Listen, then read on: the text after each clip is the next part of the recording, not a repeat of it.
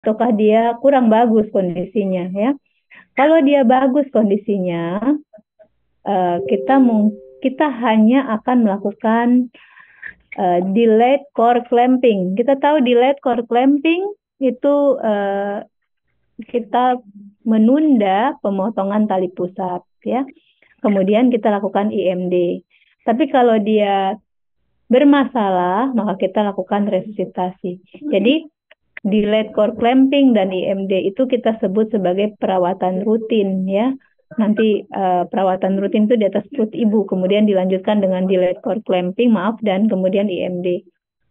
Nah, kondisi awal ini, bayi baru lahir, apakah dia bagus atau dia kurang bagus, itu tergantung sekali dari penilaian awal. Jadi kita bisa nilai bahwa kondisinya baik atau kondisinya tidak baik, itu dari penilaian awal.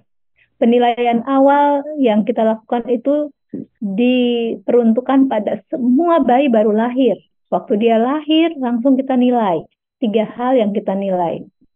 Kalau penilaian awal bayi baru lahir itu sifatnya positif ya, penilaiannya bersifat bernuansa positif, pertanyaannya apakah bayi cukup bulan, apakah bernafas atau menangis, apakah tonusnya baik, ya.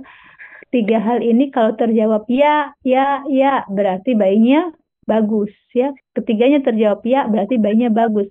Bayi baru lahir normal kita sebut ya. Maka kita lakukan perawatan rutin. Apa itu? Kita pindahkan bayi ke atas perut ibu dan kemudian kita keringkan dan kita nilai tanpa melakukan pemotongan tali pusat. Jadi kita tunda pemotongan tali pusatnya. Sementara kalau salah satu atau lebih atau ketiga-tiganya dari pertanyaan ini atau penilaian awal ini terjawab tidak, maka dikatakan bayi baru lahir bermasalah, maka perlu diresusitasi.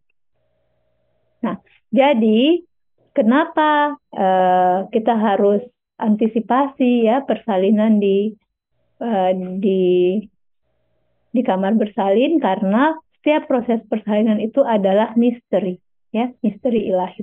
Tidak seorang pun yang bisa memprediksi apakah bayi yang akan lahir ini ya bakal bagus atau kurang bagus ya. Dia tidak bisa memastikan. Namun dengan adanya faktor-faktor resiko ya, mungkin seorang penolong itu bisa memprediksi kalau bayinya bakal tidak bagus. Tapi kalau untuk memastikan bayi bagus itu tidak ada yang bisa ya. Oleh karena itu setiap proses persalinan itu perlu dipersiapkan. Persiapan apa yang harus kita lakukan? Pertama, persiapan antisipasi atau kita kenal juga dengan konseling antenatal ya. Persiapan antisipasi itu atau konseling antenatal itu kita lakukan untuk mencari atau menggali faktor-faktor resiko pada bayi baru lahir dari ibu, dari janin, ya, dari faktor selama kehamilan, untuk memikirkan atau memprediksi apakah bayi yang akan lahir ini mempunyai faktor resiko mengalami asfiksia atau tidak. Seperti itu ya, pada umumnya intinya seperti itu. Kemudian persiapan tim, karena setiap bayi yang akan lahir itu tidak bisa kita prediksi, kita selalu berpikir untuk menerima kondisi terburuk. Oleh karena itu kita perlu siapkan tim. Tim itu terdiri dari 3 orang. Nanti akan kita bahas selanjutnya seperti apa ya. Kemudian persiapan keluarga, ya. Kemudian persiapan tempat, ya, dan persiapan alat. Nah, nanti akan kita bahas satu-satu. Sebelumnya saya minta dulu untuk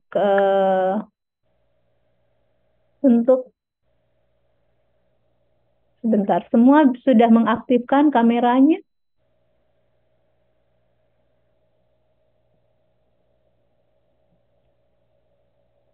Ya, saya minta semua mengaktifkan kameranya. Yang tidak berkenan mengaktifkan kameranya, tolong leave ya. Live dari pertemuan ini, karena saya mau bicara dengan orang yang mau mendengar ya, mau belajar. Kalau tidak mau belajar, tidak usah ikut. Untuk biar lebih baik istirahat saja ya, tidak usah ikut, karena belajar itu membutuhkan perhatian ya. Andi Makfira,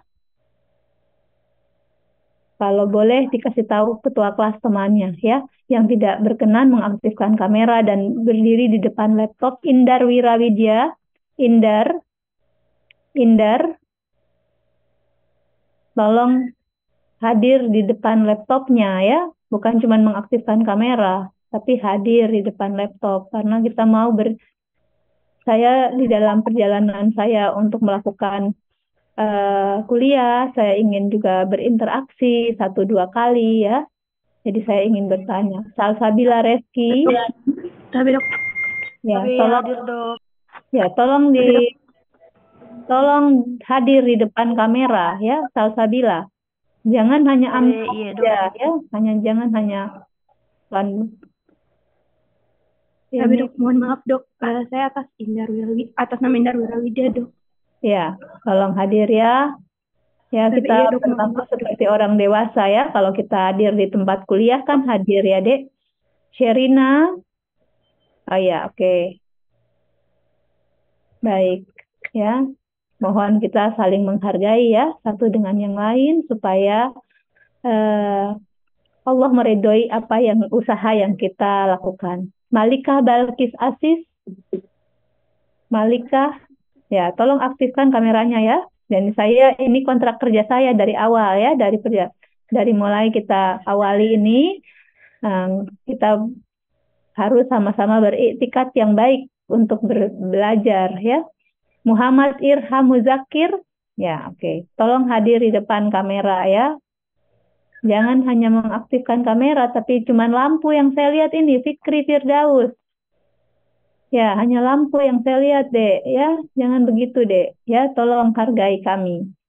Nah, Asdin Siriwa. Asdin, oke. Baik. Ya, oke.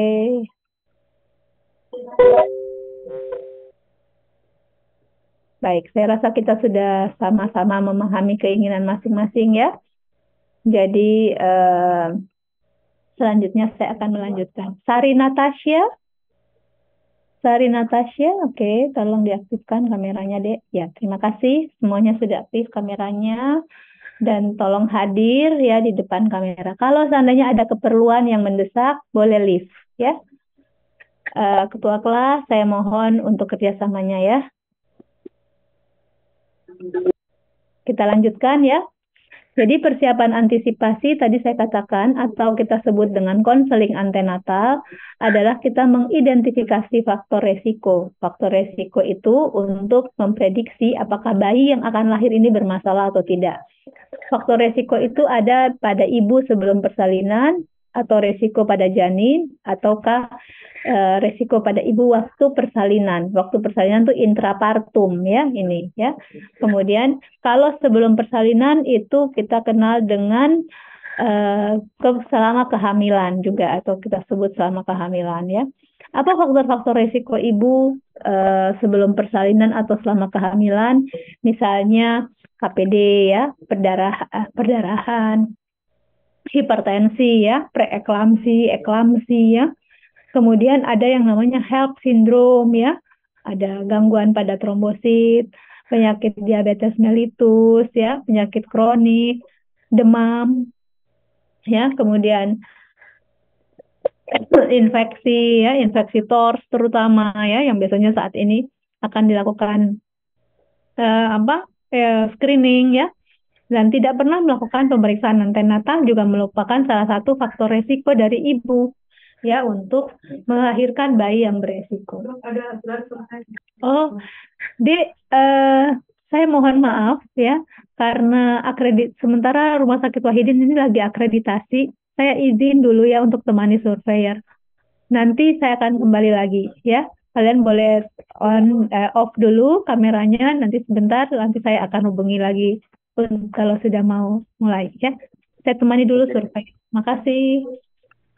Jadi untuk faktor resiko ibu intrapartum ya dalam proses persalinan itu seperti pola denyut jantung yang meragukan, kemudian presentasi abnormal, misalnya dia letak kepala, letak bokong, atau letak miring ya, oblik ya biasanya ya. Kalau tak bokong kan sungsang. Kalau letaknya oblik itu juga tidak bisa keluar pasiennya. Prolaps tali pusat, misalnya ada gempa atau ada kebakaran, ibunya lari, tali pusatnya keluar ya. Jadi ketubannya pecah, tali pusatnya keluar duluan, itu namanya prolaps tali pusat. Jadi kalau ada kondisi-kondisi yang seperti ini, selama ibu dalam kondisi persalinan ya, dalam proses persalinan, apakah dia ada kelahiran dengan forceps, dengan vakum, itu semuanya membuat bayinya bisa lahir dengan resiko asfiksia ya dalam hal ini. Nah, kita lihat persiapan tim ya. Kalau persiapan tim, karena kita selalu berpikir bahwa persalinan adalah resiko tinggi, maka perlu tim yang memiliki kemampuan untuk melakukan resusitasi. Tim itu harus mempunyai hubungan satu sama lain yang baik ya, sehingga bisa terjadi komunikasi yang efektif antar tim dan informasi tugas dan peran tim harus efektif ya. Bahwa tim itu terdiri dari 3 orang ya, nanti kita lihat ya di sini nih terdiri dari 3 orang.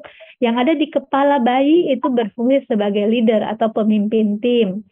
Posisinya tepat di depan kepala bayi dan dia dianggap yang paling terampil melakukan VTP ya. Paling mampu melakukan ventilasi tekanan positif. Kenapa VTP? Karena VTP adalah kunci keberhasilan resusitasi. Kalau VTP bagus, umumnya resusitasi bagus. Tapi kalau VTP-nya tidak efektif, umumnya resusitasi akan berjalan tersendat-sendat ya, lambat.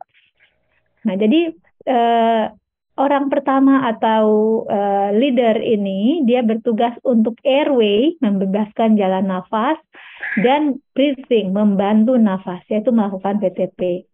Orang kedua berdiri di sisi kiri pasien ya, ini ya, sisi kiri pasien, dan dia bertugas untuk mengamankan sirkulasi ya, mendengarkan laju denyut jantung ya. Jadi ini mungkin agak sedikit kesalahan ya, harusnya laju denyut jantung itu dipegang oleh sisi kiri ya. Dia karena jantung berada di kiri. Jadi tangan penolong itu dia tidak saling melintas seperti ini ya. Dia mendengarkan laju denyut jantung, mengatur tekanan. Ini kalau alatnya berada di sisi kiri, dia membantu leader dalam perjalanan untuk resusitasi. Dia membantu kalau mau menaikkan tekanan, menurunkan tekanan, itu dia yang bantu ya, atau meningkatkan fraksi oksigen. Sementara orang ketiga berdiri di sisi kanan ya, bukan kiri lagi di sini ya, ini kanan ya, kanan dari bayi.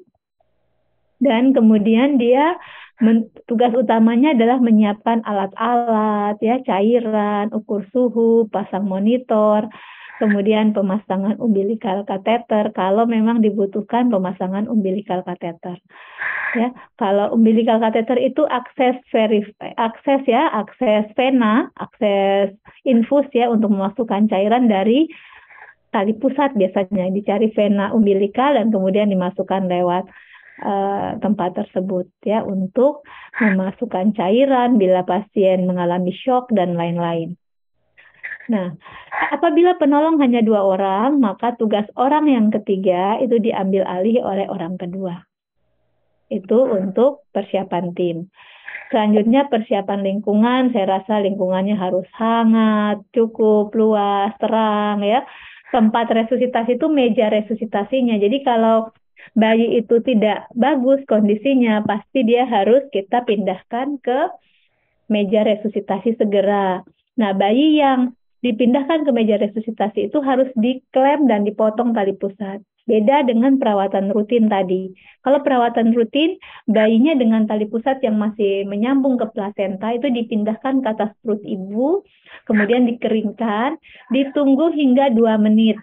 Ya, tolong dicatat, ditunggu hingga 2 menit. Kenapa? 2 menit itu memberikan kesempatan kepada bayi mendapatkan aliran darah yang cukup sehingga bayi tidak mengalami anemia di usia kurang dari 4 bulan. Ya, nanti 4 bulan ke atas biasanya bayi-bayi yang cukup bulan normal itu diberikan suplementasi zat besi, tapi di bawahnya tidak. Ya, kemudian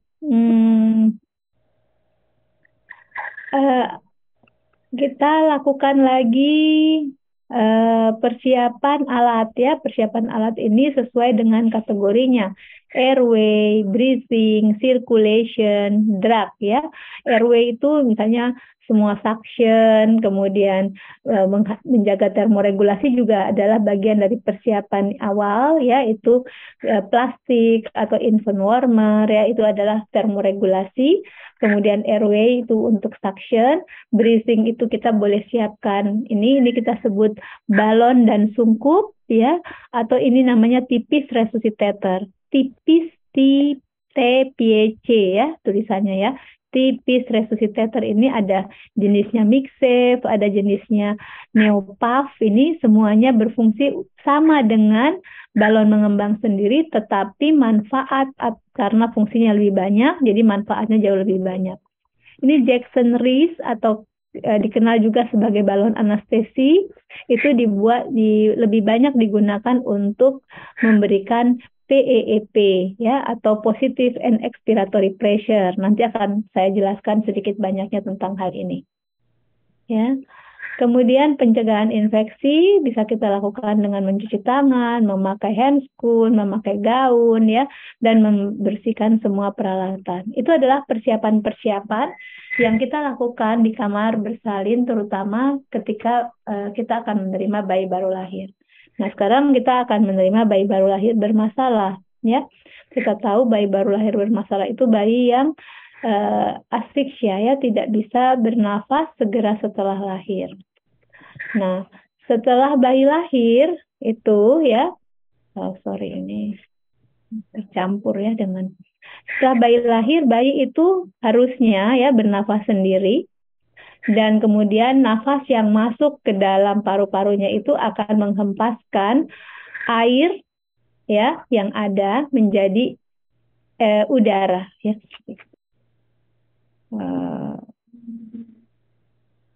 Ya, menghasilkan jadi udara. Jadi kalau kita bernafas ya, harusnya udara yang masuk itu membentuk satu aliran yang menghempaskan cairan dalam alveoli berganti menjadi berisi udara.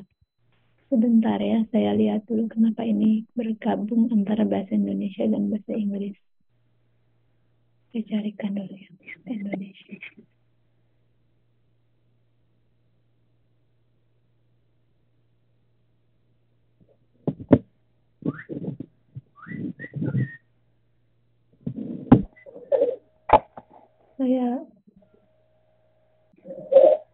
Saya stop share dulu yang tadi. Kemudian saya share. Kalau kita lihat tadi bayi yang sudah bernafas itu ya, dia pada masa-masa awal dia akan waktu dia bernafas itu udara yang masuk itu akan menghempaskan cairan keluar dan menggantinya dengan udara. Makin lama alveoli yang tadinya berisi cairan dalam kandungan itu akan berganti menjadi udara. Dan kemudian karena alveoli itu menjadi ringan karena berisi udara, maka tahanan paru menjadi turun. Karena tahanan paru turun, maka terjadi vasodilatasi dari pembuluh darah perifer ya, di paru-paru. Nah, itu adalah transisi untuk bayi baru lahir ya. Nah, sekarang kita lanjutkan saja dengan kembali saja ke pasien tadi. Saya mau memperlihatkan di sini ya, bayi-bayi yang bermasalah tadi itu bisa kita lakukan resusitasi neonatal ya. Jadi begitu ada penilaian awal setelah konseling antenatal, kemudian kita bentuk tim, kita periksa alat, kemudian kita bertanya tentang waktu bayi lahir, kita tanya tentang 3 hal. Setelah itu kita nilai ya, kita nilai 3 hal tersebut.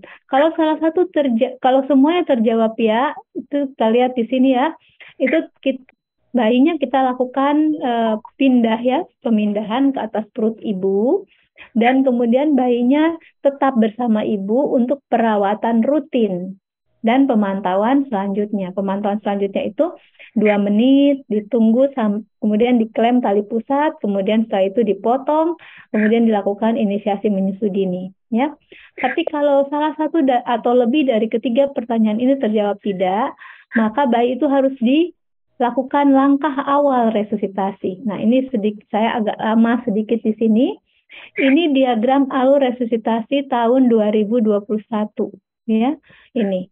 Nah, diagram alur resusitasi tahun 2021. Kita kenal lagi ada diagram ini alur resusitasi dari Ikatan Dokter Anak Indonesia tahun 2022, ya. Pada dasarnya kedua diagram ini atau kedua alur ini digunakan untuk tata laksana bayi baru lahir bermasalah, ya. Tata laksana bayi baru lahir bermasalah. Kalau di Indonesia, Ikatan Dokter Anak meminta kita untuk mengikuti alurnya Ikatan Dokter Anak. Tapi secara global di seluruh dunia itu masih menggunakan American Academy Pediatric atau American Heart Association tahun 2021. Nanti kita boleh lihat ya, pada dasarnya prinsip-prinsipnya sama ya. Jadi resusitasi itu saya jelaskan yang ini dulu, nanti kita akan konvers ke yang Ikatan Dokter Anak ya. Ini secara umum di dunia memakai ini. Bahwa resusitasi itu berjalan atas 4 tahap. A, B, C, D ya. Airway, breathing, circulation, dan drug. Itu dulu pegang pertama. Resusitasi neonatus itu tidak bisa melompat dari A ke C, nggak bisa. Atau dimulai dengan langsung C juga tidak bisa ya. Kalau sekarang mungkin resusitasi dewasa dimulai dengan C. Tapi kalau resusitasi bayi dan anak dimulai dari airway, breathing, circulation, dan drug. Airway itu membersihkan jalan nafas. Tindakannya kita sebut langkah awal resusitasi. Ya, jadi langkah awal resusitasi kita lakukan kalau salah satu dari ketiga pertanyaan atau penilaian awal ini terjawab tidak. Salah satu atau lebih, maaf. Salah satu atau lebih dari penilaian awal terjawab tidak, maka kita lakukan langkah awal resusitasi. Setelah langkah awal resusitasi kita lakukan, maka kita harus melakukan penilaian berikutnya, ya, penilaian tahap 2, yaitu apakah penilaian itu dilakukan untuk memandu seorang penolong, apakah harus melakukan tindakan berikutnya atau tidak, ya.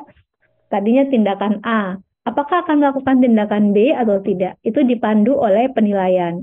Begitu juga ke tindakan C, harus ada penilaian. Jadi kalau kita melihat alur resusitasi, maka alur resusitasi itu akan berjalan seperti ini. Penilaian, keputusan, tindakan. Ya, semuanya sama. Penilaian, keputusan, tindakan. Lihat di sini, ya saya gambarkan penilaian warna merah, keputusan warna biru-biru ini ya, biru apa nih? Telur asin ya. Sesuai dengan apa yang ada di gambar sini, dan tindakan adalah kotak putih ya. Jadi kalau kita lihat penilaian, keputusan, tindakan, penilaian, keputusan, tindakan, penilaian, keputusan, tindakan, dan seterusnya seperti itu. Nah, penilaian awal kalau memang dibutuhkan kita lakukan langkah awal. Setelah langkah awal penilaian lagi ya. Kalau memang dibutuhkan dilakukan VTP ya. Apa penilaian tahap kedua setelah langkah awal? Yang kita nilai adalah nafas dan laju denyut jantung. Apakah nafasnya apnu atau megap-megap? Apakah frekuensi jantung di bawah 100? Kedua pertanyaan ini bernuansa negatif, beda dengan 3 pertanyaan sebelumnya ya. 3 pertanyaan di penilaian awal di AAP itu bernuansa positif. Kalau bernuansa negatif berarti kalau terjawab ya, dia jelek ya. Jadi kalau ada apnu atau megap-megap, nah di sini atau ya frekuensi jantung di bawah 100 atau laju denyut jantung di bawah 100. Jadi indikasi VTP itu kalau apnu, kalau megap-megap, atau frekuensi jantung di bawah 100. Satu atau lebih ada kondisi seperti ini, nafas yang jelek, atau laju denyut jantung yang jelek, atau kedua-duanya jelek, itu kita VTP, ventilasi tekanan positif. Ya. Ventilasi tekanan positif dilakukan dalam 30 detik. Langkah awal juga kita lakukan sekitar 30 detik. Kalau adik-adik lihat di sini ya, berarti dari bayi lahir hingga VTP selesai, itu seorang penolong membutuhkan waktu 1 menit. Atau kita kenal dengan menit emas pertama. Ketika bayi lahir, ya, 90% bayi itu bagus, normal, menjalani perawatan rutin. Ada 10% bayi yang bermasalah. Dari 10% bayi yang bermasalah, itu 9% berakhir di ventilasi tekanan positif. Artinya berakhir dalam hal ini terbantu ya, dan kemudian membaik setelah VTP. Jadi VTP adalah kunci keberhasilan resusitasi. Nah, kalau dia membaik setelah VTP, artinya dia bernafas, maka Apgar skornya akan baik. Dan Apgar skor yang baik setelah 1 menit itu, ya setelah walaupun dia langsung menangis ataukah karena bantuan dia menangis, itu prognosisnya sama. Misalnya ya, ada bayi lahir, langsung menangis, oe, cukup bulan, ya, tonus baik, ya, bernafas atau menangis, ya, langsung bagus, rawat rutin, Apgar skornya menit pertama 9. Ada bayi berikutnya lahir, cukup bulan, ya, tonus baik, tidak, nafas, tidak. Maka dilakukan langkah awal, cepat dalam 30 detik, setelah itu bayi tetap apnu, kita VTP, baru 2-3 kali pam, pas, banyak, Apgar skornya 7, 8, atau 9. Berarti bayi ini mempunyai prognosis yang sama baik dengan bayi yang langsung menangis, karena Apgar skornya sama, tidak asphyxia. Demikian kira-kira memahami the first golden minute. Nah, setelah menit emas pertama selesai, VTP selesai, kita harapkan bayinya bagus. Tapi kalau bayinya tidak bagus, ya, laju denyut jantung tetap di bawah 100 kali per menit, maka kita harus memastikan ventilasi yang kita berikan adekuat, ya, berarti VTP adekuat, kita harus pasang endotahel tube, ya, supaya membuat VTP yang kita berikan itu efektif. Kemudian kita juga harus melakukan penilaian laju denyut jantung. Kalau penilaian laju denyut jantung masih di bawah 100 tapi di atas 60, maka VTP kita lanjutkan VTP saja dengan menggunakan pipa ET karena bayinya apnu. Tapi kalau misalnya laju denyut jantung menjadi kurang dari 60, maka kita harus padukan antara VTP dan kompresi dada. Karena laju denyut jantung di bawah 60 itu sudah masuk tindakan C, perlu kompresi dada. Berikutnya, setelah kompresi dada, 60 detik ya kalau kompresi dada, setelah itu laju denyut jantung tetap di bawah 60, maka waktunya memberikan epinefrin atau adrenalin, ya, obat-obatan. Setiap 3-5 menit selama kira-kira 3 kali ya kita berikan. Sampai di sini dulu, ada yang mau bertanya? Silakan, jangan takut.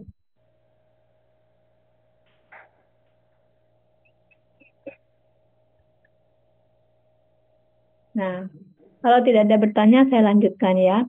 Nah, berikutnya alur resusitasi idai. Ini alurnya hampir sama dengan alur tadi, cuman yang beda di sini adalah pertanyaan awal bernuansa negatif, ya. Sehingga kalau kita telusur ini, semua pertanyaan di sisi kiri yang membutuhkan airway, breathing, circulation, dan drag itu bernuansa negatif. Sebentar, saya minum dulu ya.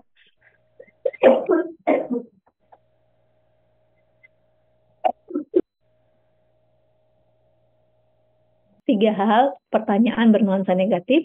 Kalau iya, berarti keputusannya melakukan langkah awal. Karena kalau iya berarti nggak bagus karena penilaiannya negatif. Nah, berikutnya sama. Recording in progress. Berikutnya sama. Ini VTP ya. VTP juga dilakukan dalam 30 detik. Kalau bayi apnu atau laju denyut jantung kurang dari 100 ya, sama ya, tapi tata aturannya saja yang tidak sama ya. Nilai nafas dan laju denyut jantung. Kalau bagus, maka ada penilaian sisipan ya. Kita lihat lagi ke yang tadi. Ya. Kalau yang tadi ya, kalau bayinya tidak apnu dan laju denyut jantung tidak kurang dari 100 berarti bayinya baik ya. Maka ada penilaian sisipan. Penilaian sisipan ini melihat apakah bayi distres nafas atau sesak. Kalau bayi sesak, dia butuh CPAP. Kalau bayi itu biru saja, tapi tidak sesak, dia butuh oksigen. Nah, kalau kita lihat di sini terbagi dua. Kalau dia sesak, dia CPAP. Kalau dia tidak sesak, ya tidak retraksi, tidak merintih, tidak tahipno, dia hanya sianosis, maka dia butuh oksigen aliran bebas. Nah, seperti itu memahami breathing, ya. Kemudian tadi circulation sama, laju denyut jantungnya kurang dari 60 baru kita lakukan kompresi. Kalau kita sudah memutuskan untuk kompresi, maka ada dua hal yang harus dilakukan, yaitu harus pasang endotracheal tube untuk VTP-nya. VTP-nya harus menggunakan ETT. Dan yang kedua, oksigen yang digunakan sudah harus 100%. Ya. Jadi fraksi oksigen atau kadar oksigen harus 100%. Kalau untuk VTP saja, oksigen boleh 21%, 30% itu boleh. Ya, tapi kalau sudah mau kompresi, oksigen harus 100%. Nah, ini kita lihat ya, kita lihat di sini ya, bahwa the first golden minute itu ada di setelah airway dan breathing, setelah 1 menit ya, baru kita nilai Apgar score. Kalau kita bisa menolong bayi dengan baik di sini ya, dia bisa melewati masa adaptasi dengan baik dan Apgar score-nya bagus, normal, 7 ke atas sampai 10 ya, itu berarti bayinya prognosisnya baik. Mungkin itu yang untuk di kamar bersalin bermasalah. Nanti kita kembali dulu. Siapa tahu ada yang mau bertanya, silahkan. Sambil saya kembali melihat ini.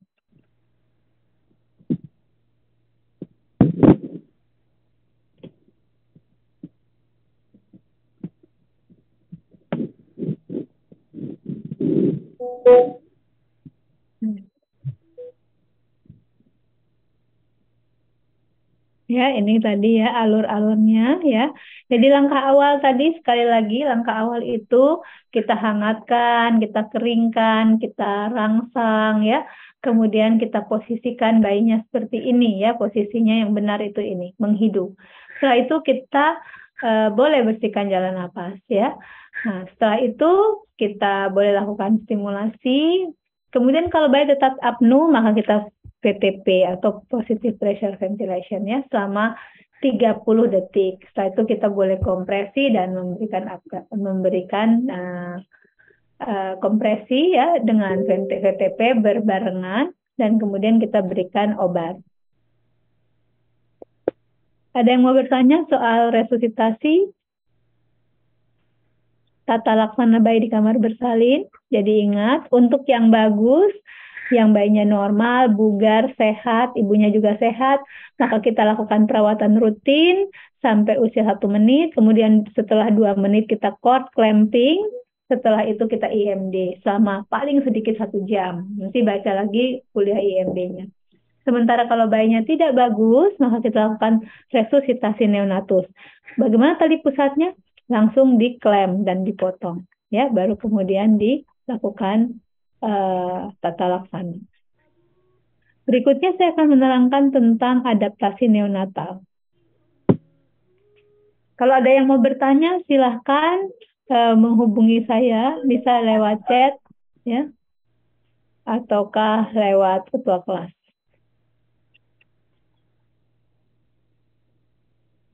Nah, sekarang bayi lahir ya.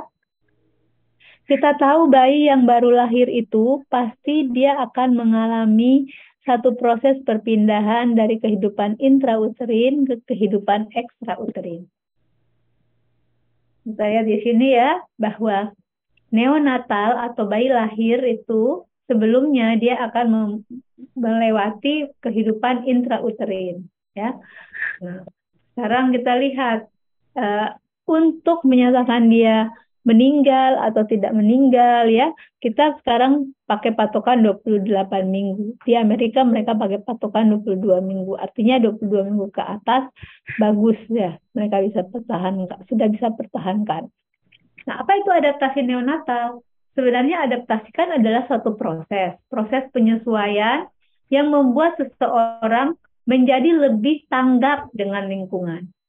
Jadi adaptasi neonatus itu penyesuaian fungsional dari kehidupan intrauterin ke kehidupan ekstrauterin. Jadi ada beberapa hal yang diubah dalam tubuh bayi supaya dia bisa menghadapi lingkungan ekstrauterin.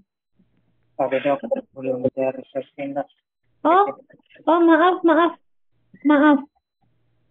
Astagfirullah, dari tadi maaf. Oh iya. Oh, kasihan. Ini sudah terlihat di? Oke dok. Ya.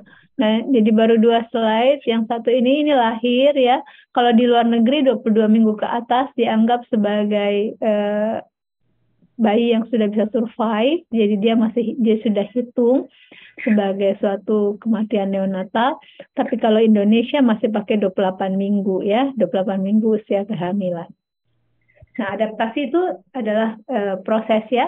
Nah, adaptasi neonatus itu adalah kemampuan beradaptasi atau disebut dengan homeostasis. Maladaptasi. Kalau ada maladaptasi, dia tidak mampu beradaptasi, kita sebut maladaptasi. Maka dia kita lihat akan mengalami penyakit. Ya. Nah, kita tahu bahwa kehidupan intrauterin ke ekstrauterin itu akan waktu berpindah akan melalui satu periode transisi. Bisanya 6 jam biasanya ya, 4-6 jam dari setelah dia lahir. Pada 6 jam pertama ini terjadi proses perubahan yang fisiologi ya, bersifat multi organ, jadi banyak organ yang berubah. Oleh karena itu kita harus persiapkan ya tadi untuk mengawal bayi itu berpindah dari intrauterin ke ekstrauterin, tapi seyogyanya dalam periode transisi ini bayi juga telah mempersiapkannya ya di dalam kandungan. Semakin bayi itu cukup bulan, berarti persiapan untuk mengatasi kehidupan ekstrauterin itu lebih baik karena persiapannya lebih panjang.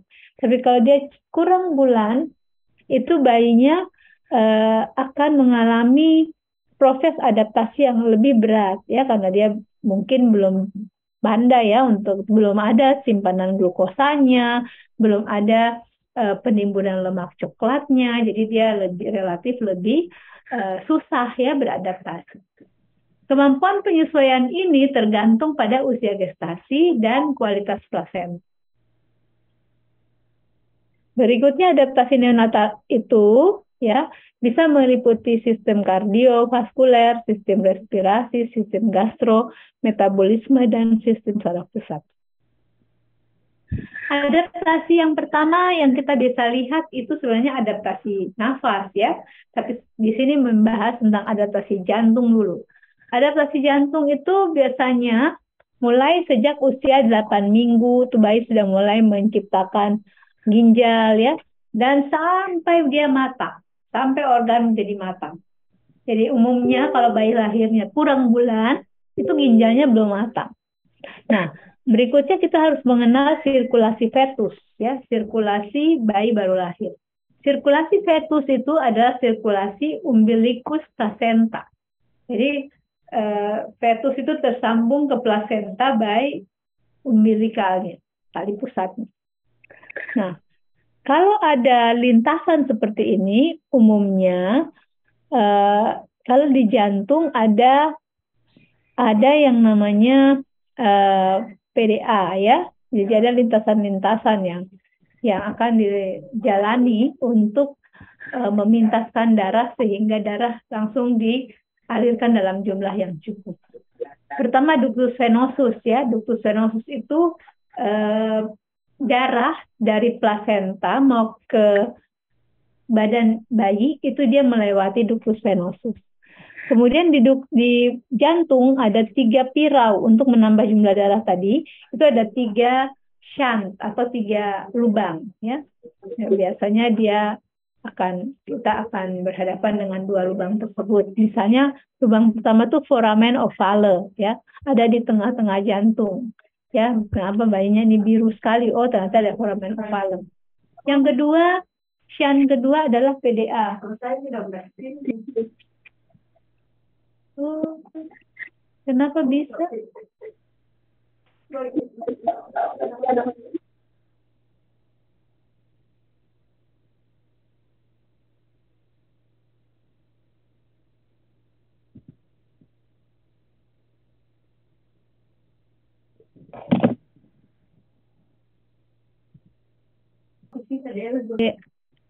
Nah, kita lanjut lagi ya, Dek.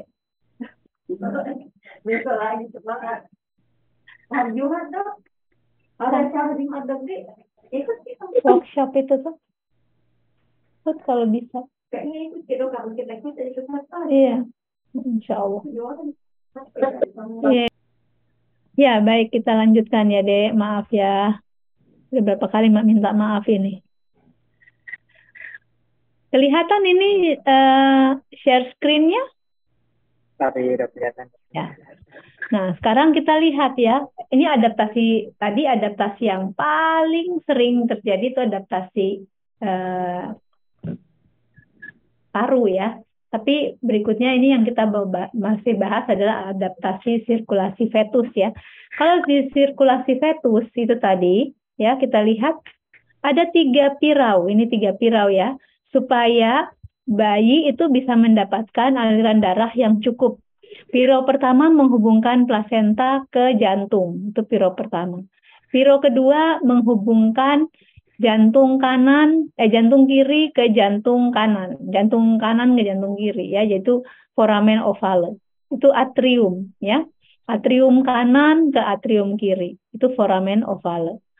Nah, yang ketiga ductus arteriosus yang menghubungkan antara arteri pulmonal ke aorta. Ya, ini ada kayak jalan pintas. Nah, kenapa harus Allah membuat semuanya ini? Allah buat ada ductus venosus, ada ductus arteriosus, ada foramen ovale.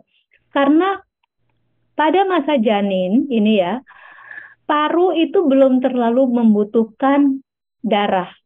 Jadi untuk apa darah banyak-banyak ke arteri pulmonal? Ya, yang perlu itu justru disirkulasi. Makanya Allah membuat ductus arteriosus untuk memintaskan darah ke sana. Kenapa harus ada ductus venosus? Ini ductus venosus karena darah ya yang dari plasenta ini harus masuk ke jantung. Jadi dia mau masuk lewat mana? Lewat ductus venosus ya. Kenapa harus ada foramen ovale? Karena foramen ovale ini akan menghantarkan sebagian darah yang menuju ventrikel kiri dan ke arteri pulmonal tadi ke atrium kiri dan ventrikel kiri. Jadi dia kalau darah kan tadi masuk dari ductus venosus ya, dari ductus venosus dia akan masuk ke jantung kanan. Nah, dari jantung kanan ini kan dia akan pergi ke ventrikel, dari atrium kanan pergi ventrikel kanan. Dari ventrikel kanan akan ke arteri pulmonal. Jadi sementara yang dari arteri pulmonal saja itu mau dikurangi, jangan banyak-banyak ke paru-paru. Makanya sudah dipintaskan lebih awal di foramen ovale. Begitu maksudnya. Ya, 3 ductus ini harusnya hilang ketika bayi itu sudah lahir. Kalau bayi lahir, 3 ductus ini harus lenyap. Kalau dia tidak lenyap, dia menjadi maladaptasi.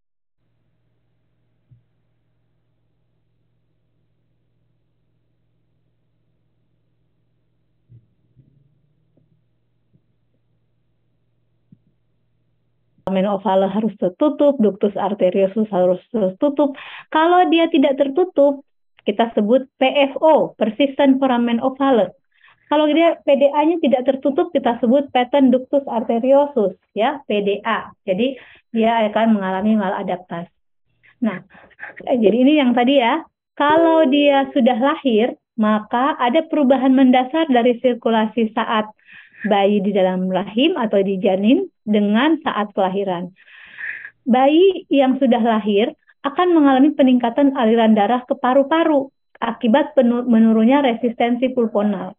Jadi resistensi pulmonal tadi tinggi sehingga darah dari arteri pulmonal tidak bisa masuk ke paru-paru karena masih banyak air di sana. Begitu lahir tadi air itu berpindah dengan bayi bernafas, air berpindah sehingga berganti menjadi berisi udara, tahanan paru turun, maka aliran darah dengan mudah masuk ke paru-paru. Makanya terjadi ekspansi paru. Aliran darah balik dari paru-paru juga meningkat, masuk ke atrium kiri ya. Nah, aliran darah balik dari paru-paru itu vena pulmonal ya, membawa darah bersih masuk ke atrium kiri. Tekanan dalam atrium kanan turun karena tekanan di paru-paru turun. Jadi tekanan atrium kanan turun. Ini menyebabkan foramen ovalenya langsung menutup. Nah, ketika itu tidak terjadi, maka bayinya sakit, disebut PFO. Resistensi sistemik akan jadi lebih tinggi setelah bayi lahir dibandingkan resistensi paru. Dan ini dikarenakan fungsi prostaglandin itu akan meningkat. Fungsi prostaglandin meningkat akibat resistensi sistemik yang tinggi, menyebabkan ductus arteriosus, tadi yang melintasi darah dari arteri pulmonal ke aorta, itu menutup. Sementara arteri umbilikalis bervasokonstriksi dan aliran darah plasenta juga terhenti. Nah, jadi ya, 3 hal yang hilang, ductus venosus, foramen ovale, dan ductus arteriosus. Jadi, dia akan berganti menjadi seutas tali saja, ligamentum, foramen ovale tertutup, dan ductus arteriosus juga menutup atau berobliterasi ya. Nah, terjadilah adaptasi sirkulasi dari janin, kita lihat menjadi bayi baru lahir normal.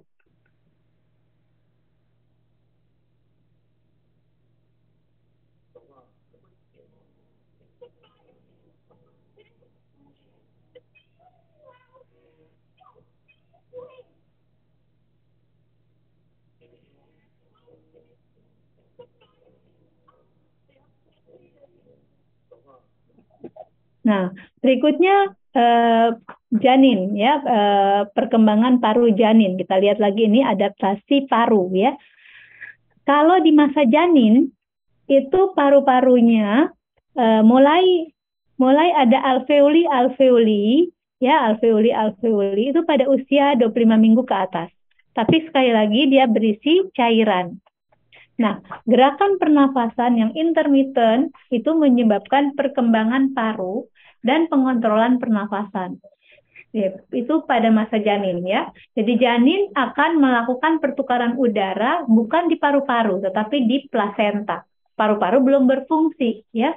Paru-paru, darah yang ke paru-paru sedikit dari arteri pulmonal itu hanya untuk membuat paru-paru itu bertumbuh sebagai organ pernafasan, tapi belum berfungsi sebagai organ pernafasan. Oksigen kita dapatkan dari ibu kita ya selama kita di masa janin. Nah, ketika bayi lahir dengan berbagai rangsangan, diafragma, ada rangsang nyeri, ada sentuhan, ada suhu ya, proprioseptif, mekanik, kemoreseptor, maka akan muncul nafas pertama. Ya, nafas pertama ini membuat aliran udara dari luar masuk ke paru-paru, ke dalam alveoli yang berisi air, dan menghempaskan alveoli yang berisi air. Menghempaskan air dari dalam alveoli. Sehingga alveoli ini lambat laun akan berubah dari berisi cairan menjadi berisi udara. Demikian itu adaptasi pulmonal, dan perubahan ini, rangkaian kejadian setelah napas pertama ini, dipicu oleh perubahan dari sirkulasi janin ke dewasa, dan pengosongan cairan paru, serta mulainya fungsi paru. Bayi mulai bernapas. Ini adalah adaptasi pulmonal. Di dalam masa janin alveolus berisi cairan, setelah lahir alveolus berisi udara. Pembuluh darah paru awalnya tidak aktif, pembuluh darah bayi baru lahir aktif. Resistensi pulmonal tinggi, resistensi bayi baru lahir, itu pada pulmonal itu turun ya, sehingga aliran darah masuk ke paru-paru. Aliran darah paru-paru di dalam masa janin sedikit rendah, karena sekarang resistensinya rendah, aliran darah paru meningkat.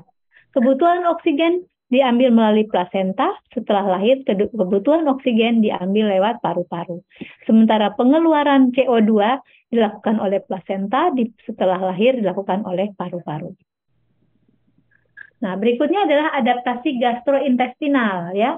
Nah, pada masa janin janin itu selalu menelan cairan amnion. Ya, menelan cairan amnion. Dia hanya di dalam rahimnya itu, di dalam ususnya itu dia hanya memetabolisme cairan amnion. Tidak berat ya, tidak membutuhkan enzim untuk metabolisme dan lain-lain. Perisaltik usus juga tidak aktif. setelah lahir, peristaltis usus harus aktif, mulai berfungsi ya, karena dia harus minum sendiri, dia harus menyerap sendiri minumannya, dan kebutuhan akan kalori meningkat, dan enzim juga harus ada supaya metabolisme dari ASI yang masuk itu bisa diabsorpsi dengan baik. Nah, kita lihat duodenum itu awalnya dia bentuknya ligamen.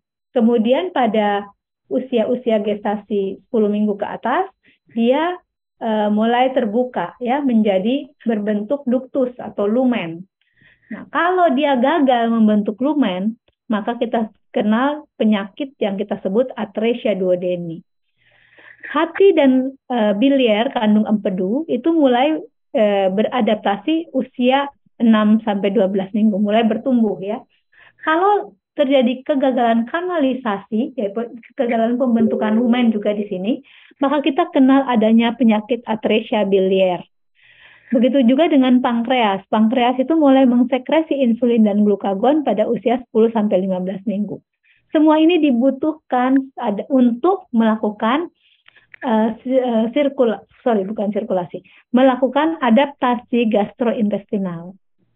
Nah, jadi kita lihat di sini ya, adaptasi gastrointestinal itu ada perubahan dari masa janin yang absorpsi nutrisinya tidak aktif, kolonisasi bakteri tidak ada, negatif, fesesnya berupa mekonium, dan enzimnya tidak berfungsi menjadi absorpsi yang aktif, kolonisasinya ada, mekonium kemudian berubah menjadi feses kuning, dan enzim itu menjadi aktif.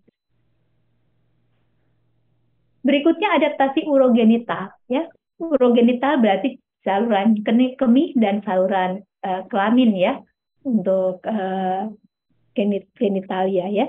Nah, kita lihat ini organogenesis ginjal. Organogenesis ginjal, ginjal adalah organ yang pertumbuhannya paling panjang. Mulai dari 6 minggu sampai 36 minggu itu ginjal bertumbuh pelan-pelan. Perkembangan fungsi dari urogenital itu masih berlanjut lagi setelah bayi lahir ternyata. Dan produksi urin janin itu dipakai untuk mempertahankan volume cairan amnion.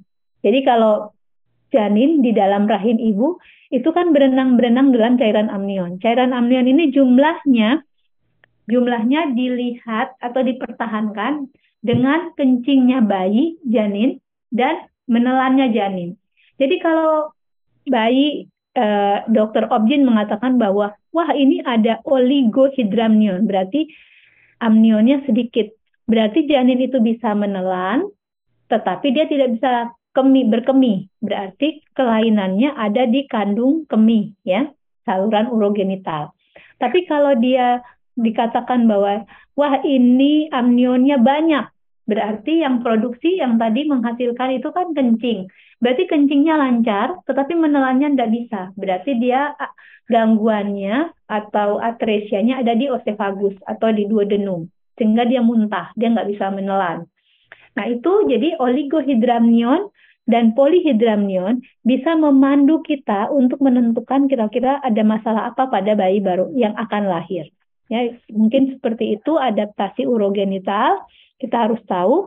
Dan kita harus lihat, di hari-hari pertama itu produksi urin mungkin masih sedikit. Ya, kita tidak bisa terlalu menilai produksi urin di hari pertama. Tapi di hari kedua dan selanjutnya, produksi urin bayi baru lahir ketika dia sudah mulai minum cukup, dia harus berkisar antara 1 sampai 2 mili per kilo per jam. Ya, per kilo per jam.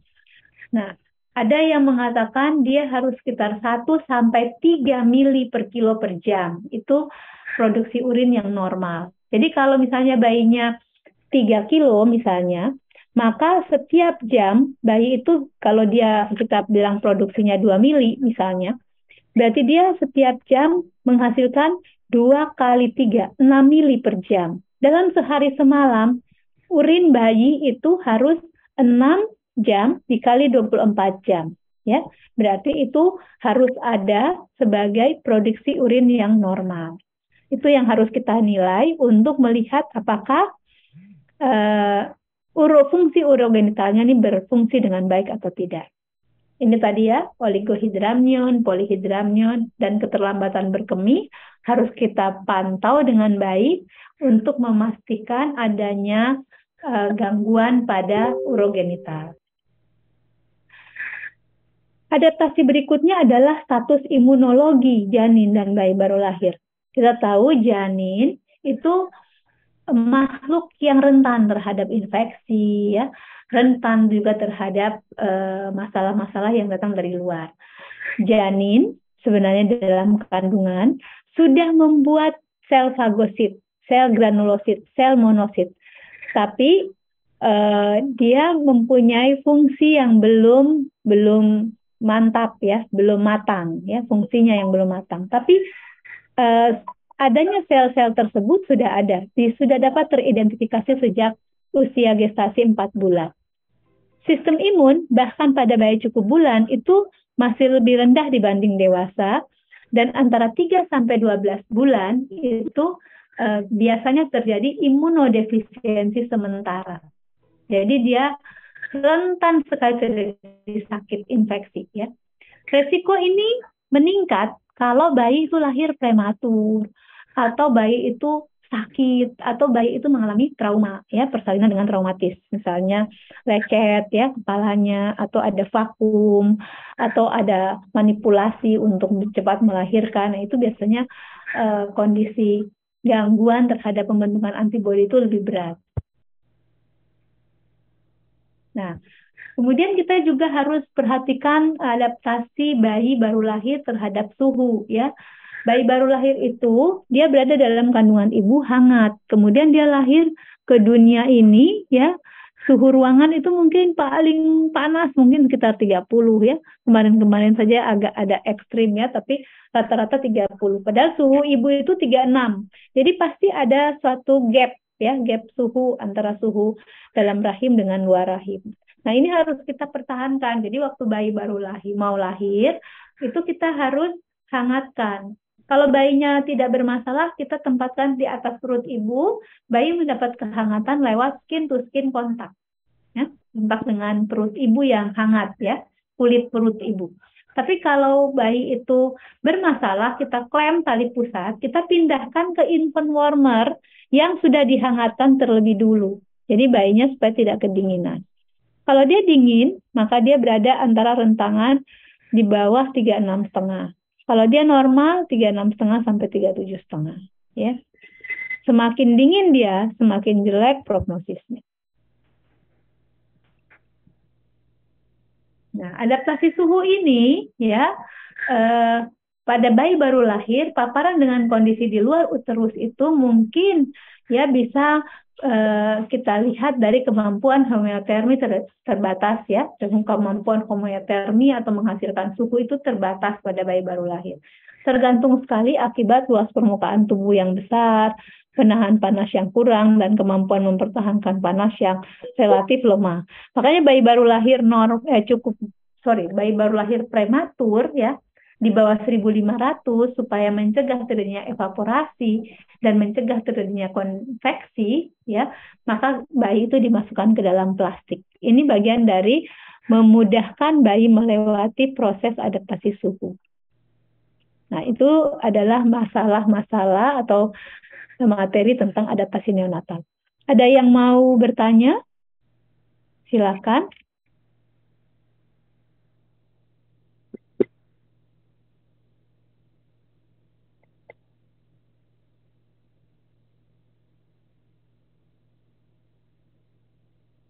Tidak ada? Tidak ada yang mau bertanya, Di? Saya lihat-lihat dulu partisipannya kalau begitu ini. Mana dia? Ketua kelasnya mana ya, ketua kelasnya? Boleh berbicara ketua kelasnya? Bero. Oke. Ya. Hairunisa.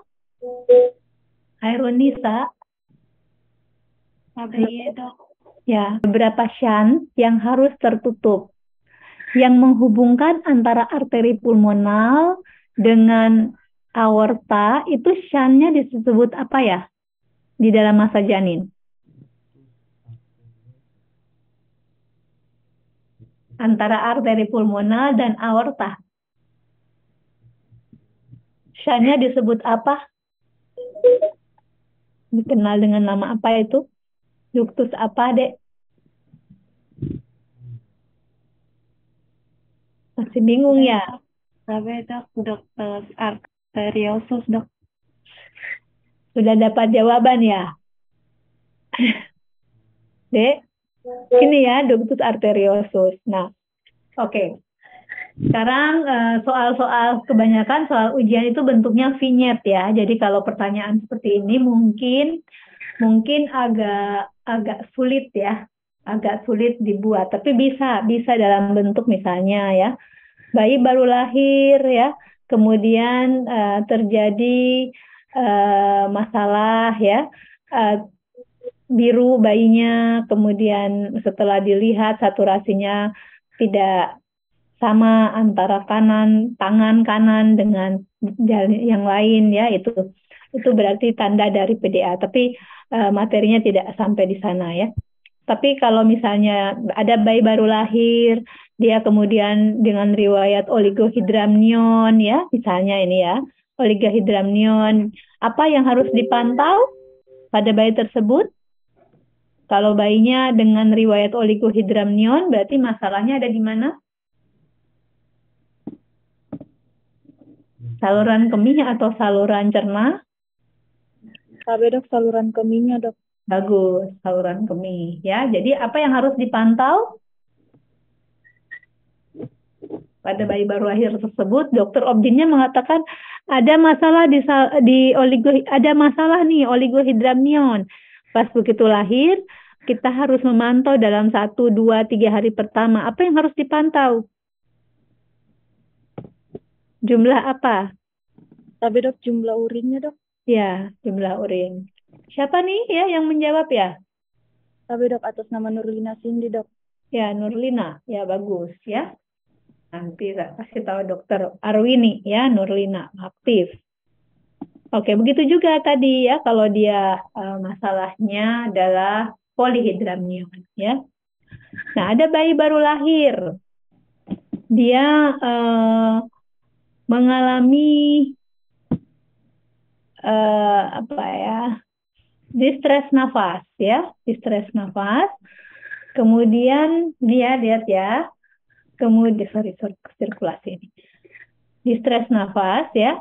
Kemudian pada saat difoto itu terlihat bahwa banyak sekali infiltrat pada paru-parunya ya. Itu masuk pada ada gangguan adaptasi apa? Adaptasi sirkulasi, adaptasi pulmonal, adaptasi gastrointestinal, adaptasi urogenital.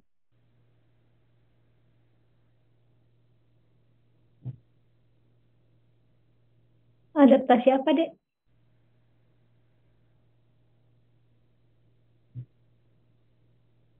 Bayi yang baru lahir sesak, di foto ternyata banyak sekali infiltrat.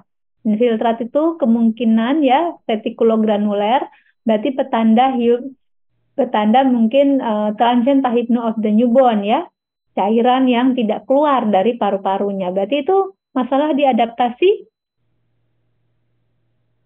Adaptasi apa, Dek? Sirkulasi kah? Pulmonal kah? Urogenitalia kah? Gastrointestinal kah? Tapi dok, pulmonal dok. Pulmonal ya. Jadi bayi baru lahir secara seksil sesaria itu kebanyakan dia tidak melewati jalan lahir yang sempit, dia melewati jalan lahir yang dibuat sehingga tidak ada regangan ya, regangan waktu dia lahir. Maka cairan di dalam alveolinya tetap menetap. Nah, cairan dalam alveoli yang menetap ini menyebabkan dia sesak. Tapi dengan bertambahnya waktu, biasanya cairan ini akan diserap dan akhirnya dia akan menjadi berisi udara.